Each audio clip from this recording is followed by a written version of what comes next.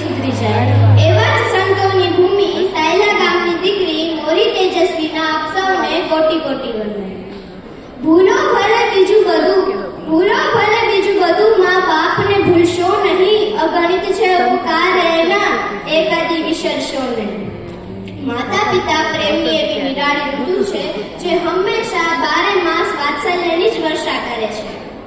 સૂર્ય પ્રકાશ વર્ષા ઉર્જા વર્ષા કરીને આપણા પર ઉપકાર કરે છે તો વાદળ જળ વર્ષા કરીને આપણા પર ઉપકાર કરે છે। ધરતી ધાન્ય દાન કરીને આપણા પર ઉપકાર કરે છે તો વૃક્ષો ફળદાન કરીને આપણા પર ઉપકાર કરે છે। પ્રકૃતિના વિવિધ તત્વો આપણા પર ઉપકાર કરે છે, એવી જ રીતે કેટલાક જીવંત પરિબળો પણ આપણા પર ઉપકાર કરે છે અને એ જ છે આપણા માતા પિતા। આપણે ભગવાનને ક્યારે જોયા નથી, પરંતુ પૃથ્વી પરના જીવતા જાગતા જીવંત ભગવાન તો આપણા માતા પિતા જ છે। આપણે અંદાજ પણ ન લગાડી શકીએ કે આપણી નાદાનિયતના કારણે આપણા માતા પિતાને અપમાન અને અવગણના સહેવી પડી હશે।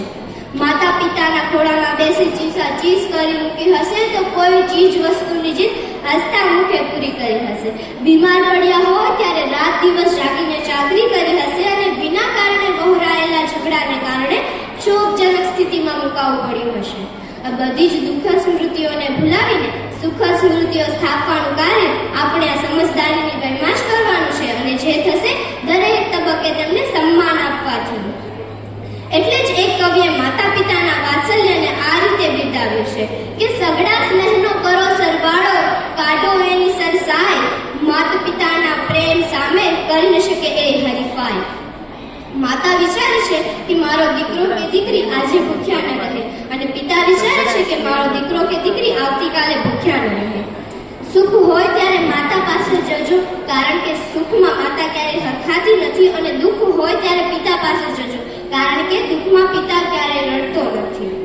ભારતીય સંસ્કૃતિમાં માતૃદેવો ભવ પિતૃદેવો ભવ જેવા સૂત્રો દ્વારા માતા પિતાનું મહિમાગાન કરવામાં આવ્યું છે અને જ્યારે જૈન ધર્મમાં દુષ્ટાવિપતિ પ્રતિકાર્ય એટલે કે ઘોર ભક્તિ કરીને પણ માતા પિતાના ઉપકારોનું ઋણ ચૂકવી શકાતું નથી। સ્વયં તીર્થંકરોએ પણ પોતાના નાનપણમાં પોતાના માતા પિતાની સેવા કરીને આપણને બધાને પોતાના માતા પિતાની સેવા કરવાનો ઉપદેશ આપ્યો છે। અત્યારના સમયમાં જો કોઈ વ્યક્તિ આપના પર ઉપકાર કરે તો તેની સામે શરત હોય જ છે। વેપારી આપણી સામે લાખો રૂપિયા ધરે તો શરતમાં વ્યાજ હોય જ છે, પરંતુ માતા પિતા પોતાના બાળકના સુખ માટે પોતાના તન મન ધન ન્યોછાવર કરી દે છે, પોતે કુરબાન થઈ જાય છે અને પોતાના બાળકનું સુખ જુએ છે।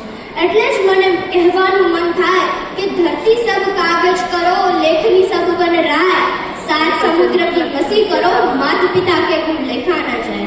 એટલે કે ધરતીને કાગળ બનાવીએ, જંગલોની કલમ બનાવીએ અને સાત સમુદ્રની સહી બનાવીએ તો પણ માતા પિતાના ગુણો લખી શકાતા નથી। અંતમાં એક પંક્તિ કહીને મારું વક્તૃત્વ પૂર્ણ કરીશ। पिता शब्द है जीवन दर्शन, माँ जीवन का सार, पिता शांत है सागर सा, माँ गंगा की धार। पिता अंधेरों में दीपक सा, दिशा दिखाती माँ, पिता रात में ध्रुव तारे सा, माँ भटकों की राह। माता पिता इन दोनों शब्दों में मिल जाता संसार। अस्तु। जय